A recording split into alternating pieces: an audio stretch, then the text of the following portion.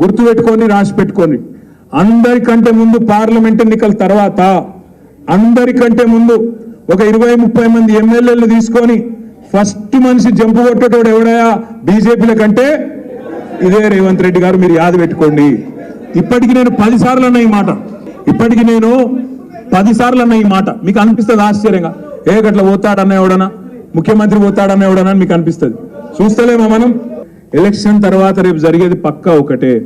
ఇలా కేంద్రంలో కాంగ్రెస్ పార్టీకి 40 సీట్ల కంటే ఎక్కువ వచ్చే పరిస్థితి లేదు.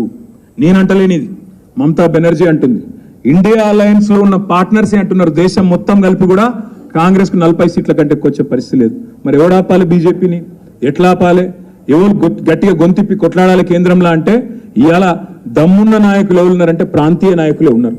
ఒక మమతా బెనర్జీ, ఒక కేసీఆర్, ఒక కేజ్రీవాల్, ఒక స్టాలిన్, ఇట్లాంటి నాయకులు ఉన్నారు తప్ప రాహుల్ గాంధీ గారితో ఊదు కాలది, పీరి లేవది, కాంగ్రెస్ పార్టీతో ఏమి కూడా కాదు.